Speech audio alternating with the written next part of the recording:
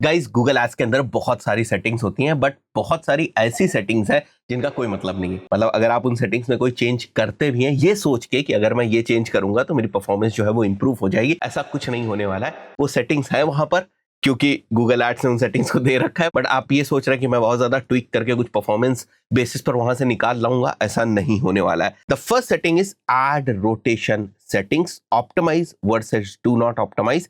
ये सेटिंग आपको campaign level पर देखने को मिलती है। जैसे अगर मैं यहाँ पर किसी भी एक स्पेसिफिक कैंपेन में जाता हूँ और यहाँ कैंपेन लेवल की सेटिंग्स में आता हूँ और यहाँ पर अगर आप देखेंगे तो ऐड रोटेशन आपको देखने को मिल रहा है। अब ऐड रोटेशन में आपको ऑप्टिमाइज दिख रहा है और डू नॉट ऑप्टिमाइज दिख रहा है, विच मीन्स दैट कि अगर आप ऑप्टिमाइज पे क्लिक करेंगे अकॉर्डिंग टू गूगल तो जो भी आपके बेस्ट परफॉर्मिंग एड्स होंगे वो ज्यादा शो होंगे, और अगर आप डू नॉट ऑप्टिमाइज के ऊपर क्लिक करेंगे तो आपके एड्स जो है वो इनडेफिनेटली जो है वो शो होंगे। मतलब पहले ये ऐड शो होगा फिर ये ऐड शो होगा। फॉर एग्जांपल आपने 2 से ज्यादा या 3 मान के चलते हैं कि अगर आपने रिस्पॉन्सिव सर्च एड सेलेक्ट कर रखे हैं तो अगर आप ऑप्टिमाइज सेलेक्ट करते हैं तब भी कोई फर्क नहीं पड़ता है, अगर आप डू नॉट ऑप्टिमाइज सेलेक्ट करते हैं तब भी कोई फर्क नहीं पड़ता है। गूगल एड्स ऑटोमेटिकली इस चीज को हैंडल करता है। अगर उसको लगता है कि इस एड को दिखाकर जिस भी पर्पस के लिए आपने अपने कैंपेन को ऑप्टिमाइज किया, लेट्स से आपने मैक्सिमाइज क्लिक की, बिडिंग स्ट्रेटजी सेलेक्ट कर रखी है और इस एड को दिखाकर एक स्पेसिफिक पर्सन के थ्रू जो क्लिक है वो लाई जा सकती है, तो वो एड उस पर्सन को दिख जाएगा, दूसरा वाला एड उस पर्सन को नहीं दिखाई देगा। आप बात समझ रहे हैं मेरी? तो इन सेटिंग से कोई फर्क नहीं पड़ता है, ये सारी चीजें गूगल ऑटोमेटिकली हैंडल कर लेता है। सेकंड, बहुत सारे लोगों को कंफ्यूजन होता है campaign start and end date पे।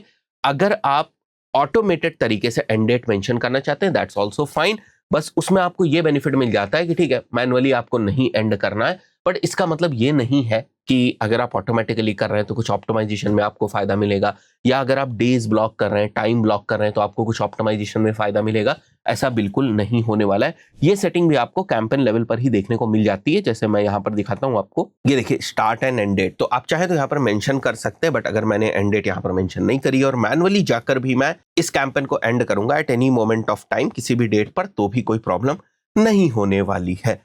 नेक्स्ट जो सेटिंग है that is basically device bid adjustment. For example आपने कैंपेन रन किया और आपने देखा कि जो है वो लैपटॉप टारगेटेड है, इसके अलावा डेस्कटॉप टारगेटेड है, इसके अलावा जो है वो टैबलेट टारगेटेड है। तो अब आपने सोचा कि लैपटॉप के बेसिस पे मैं क्या करता हूँ, एक बिड एडजस्टमेंट कर देता हूँ, 10% का बिड एडजस्टमेंट कर देता हूँ, जिसमें अगर कोई भी पर्सन लैपटॉप से क्वेरी को टाइप करेगा उस पर्टिकुलर सिनेरियो में मेरा जो ऐड है जो ऑक्शन के अंदर पार्टिसिपेट करने जाएगा वो 10% से ज्यादा बिड कर दे, so that there are high chances कि हमारा जो ऐड है वो दिख जाए। बट आप इस बात को समझिए, जब भी आपके कैंपेन की जो बिडिंग स्ट्रैटेजी होती है वो ऑटोमेटेड होती है।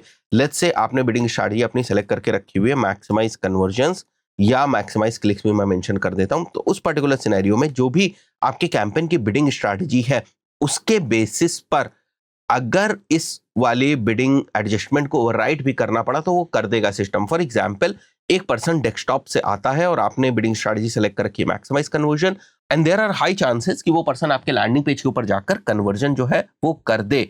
तो अगर ये चीज होने वाली उस पर्टिकुलर सिनेरियो में, अगर आपने यहाँ पर कोई बिड एडजस्टमेंट रखा भी है तो वो वाली सेटिंग एक काइंड ऑफ ओवरराइट हो जाती है, उससे कोई फर्क नहीं पड़ता है।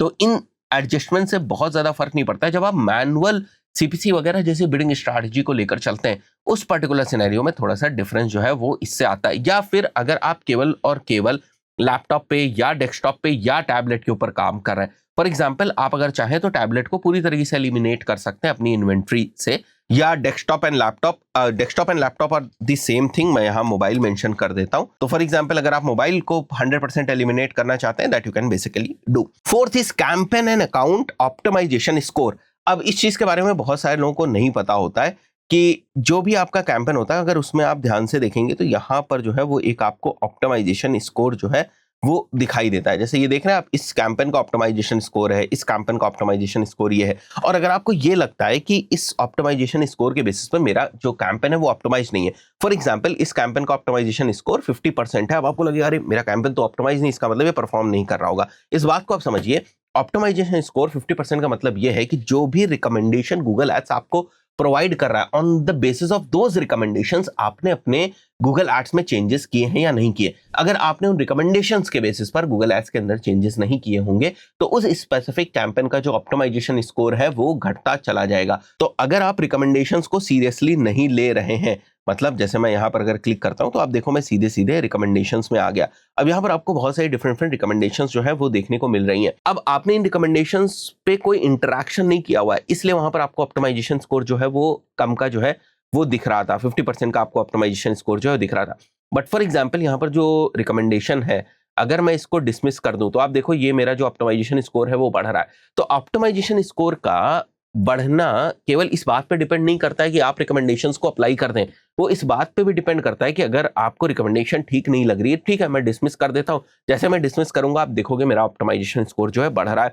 और अगर आपको ये लगता है कि मेरा ऑप्टिमाइजेशन स्कोर कम है, इसका मतलब गूगल एड्स मेरे कैंपेन्स को प्रॉपर्ली ऑप्टिमाइज नहीं कर रहा है, ऐसा बिल्कुल नहीं है। वो बस रिकमेंडेशन के पॉइंट ऑफ व्यू से एक सेटिंग है। हम 15%, 20%, 30% के भी ऑप्टिमाइजेशन स्कोर के ऊपर अच्छे रिजल्ट्स लेकर आते हैं। हाँ, कुछ बेंचमार्किंग जैसी जरूर है। जब आप गूगल पार्टनर अकाउंट के ऊपर काम कर रहे होते हैं या आप गूगल पार्टनर होते हैं तो वहां पर गूगल पार्टनर बैच को रिटेन करने के लिए कुछ कंडीशंस होती हैं कि भाई आपका मिनिमम अकाउंट का इतना जो ऑप्टिमाइजेशन स्कोर है वो होना चाहिए और ये सारे सर्टिफिकेट जो होने चाहिए, तब जाकर आपको पार्टनर का बैच जो है वो मिलता है। तो ये रीजन जरूर है जिसकी वजह से लोग ऑप्टिमाइजेशन स्कोर को कंसिडरेशन में लेते हैं, बट लोग उसी तरीके से करते हैं जैसे मैंने आपको करके दिखाया।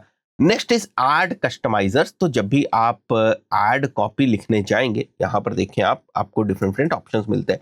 आप कीवर्ड्स को इंसर्ट कर सकते हैं, आप एक काउंटडाउन इंसर्ट कर सकते हैं, आप डायनेमिकली लोकेशन को इंसर्ट कर सकते हैं। So these are basically dynamic insertions जो ऑटोमेटिकली आप यहां पर इंसर्ट कर सकते हैं। These are the ad customizers. तो लोग इनको यूज भी बहुत कम करते हैं और बहुत ही ओवर हाइप्ड। लोग बताते हैं आप ये कर सकते हैं, इससे आप डायनेमिकली कीवर्ड को इंसर्ट कर सकते हैं। ऑप्टिमाइजेशन वगैरह में सेटिंग्स के पॉइंट ऑफ व्यू से कोई बहुत ज्यादा डिफरेंस जो है नहीं बनाता है। अगर आपको यूज करना है तो आप कर सकते हैं, that's fine. Conversion value doesn't matter in lead gen. E commerce के पॉइंट ऑफ व्यू से ये कॉन्सेप्ट बहुत ज्यादा इंपॉर्टेंट है, क्योंकि ई कॉमर्स में आप कहते हो कि मेरे को रोएस के बेसिस पे ऑप्टिमाइज करना है, बट जहां पर हम लीड जेन के पॉइंट ऑफ व्यू से बात करते हैं वहां आपको सीपीए के बेसिस पे ऑप्टिमाइज करना होता है। लीड जेन में आप बोलते हो कि आपको एक लीड जो है वो चाहिए 350 रुपीज में, बट वहीं पर ई कॉमर्स में आप क्या बोलते हैं? ई कॉमर्स में आप बोलते हैं कि मेरे को जो रिटर्न्स है वो चाहिए 3 का रोएस चाहिए मेरे को, राइट? सो आपके अलग अलग प्रोडक्ट्स हैं। कोई प्रोडक्ट है 1000 का, कोई प्रोडक्ट है 2000 का, कोई प्रोडक्ट है लेट्स से 6000 रुपीज का। तो मान के चलते हैं कि अगर आपने अपना एड स्पेंड किया लेट्स से 1000 रुपीज का, और उसमें ये वाले जो प्रोडक्ट है वो 2 बार जो है वो सेल होता है, तो मान के चलते हैं यहाँ पर जो रेवेन्यू जनरेट हुआ वो 4000 का जनरेट हुआ। रोएस अगर हम देखें तो यहाँ पर 4 का जो रोएस है वो आ रहा है। तो जो वैल्यू है, ये जो आप देख रहे हैं प्रोडक्ट की वैल्यू, यहाँ पर मैं पीवी मेंशन कर देता हूँ। प्रोडक्ट की वैल्यू 1000, और यहाँ पर जो हमारा दूसरा प्रोडक्ट था प्रोडक्ट की वैल्यू 2, वो 2000 हो गया। यहाँ पर जो हमारा प्रोडक्ट की वैल्यू थी 3, ये हमारा 6000 रुपीज हो गया।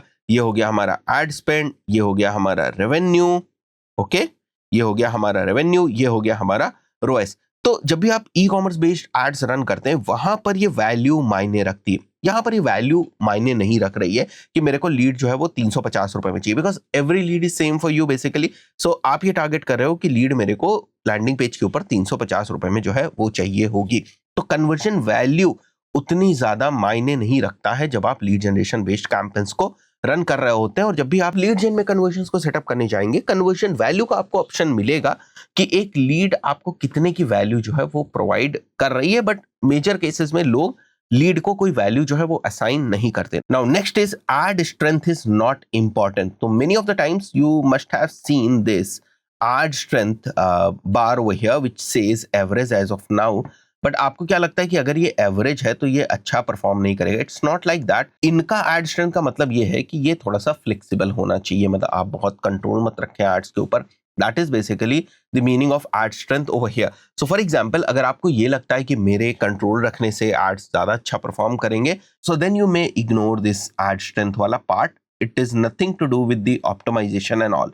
सो ये उतना ज्यादा इंपॉर्टेंट नहीं है, आप देख लें अपने अकॉर्डिंग कि आपको यूज करना है नहीं। अभी भी मैं बहुत सारे अकाउंट्स के अंदर देखता हूं कि लोग ब्रॉड मैच मॉडिफायर को यूज करते हैं। फॉर एग्जांपल, अगर किसी को डिजिटल मार्केटिंग कोर्स कीवर्ड जो है उसको टारगेट करना है तो इस टाइप से इसको टारगेट करते हैं। बहुत ही पुरानी स्ट्रैटेजी थी, अब ये स्ट्रैटेजी जो है वो काम नहीं करती है। जब ये उन दिनों की बात है भाई साहब, जब गूगल ना कंट्रोल आपको दिया करता था तो आप ब्रॉड मैच मॉडिफायर को यूज करते थे। इसका सीधा सा मतलब ये होता था कि आप ये चाहते हैं कि आपका एड उन क्वेरीज के ऊपर दिखे जहां पर डिजिटल भी हो मार्केटिंग भी हो, कोर्स भी हो. So whenever you add this small plus in front of any of this term, right, which means that कि query के अंदर ये वाला टर्म जो है it has to be there, right? So this broad match modifier is deprecated now. तो अगर आप keywords को ऐड करना चाह रहे हैं keywords के अंदर broad match modifier की तरह, तो आपको रोकेगा नहीं. आप broad match modifier की तरीके से उनको आप ऐड कर सकते हैं, but they do not work the way broad match modifier used to work. So these work like normal broad keywords. Also, अगर आपको advanced Google Ads सीखना है, then you can come to our official website learn.umardaski.com और यहाँ से आप हमारे advanced Google ads course के अंदर इनरोल कर सकते हैं. I recommend you to check out the course content first कि क्या क्या चीजें कितनी डिटेल में हम लोगों ने यहाँ पर पढ़ाई हुई है. And we are continuously adding new videos over here. So you can simply buy this course if you want to learn advanced Google ads course. And इसके साथ साथ हम लोगों ने एक एडवांस ट्रैकिंग का भी कोर्स बनाया हुआ था. So I will also suggest you कि अगर आप चाहें तो आप ये स्पेशल बंडल ले सकते हैं, इसमें आपको ऑफर में मिल जाएगा, where you'll have advanced tracking course as well as Google Ads course. So that's it for this particular video. See you in the next video. Till then, goodbye.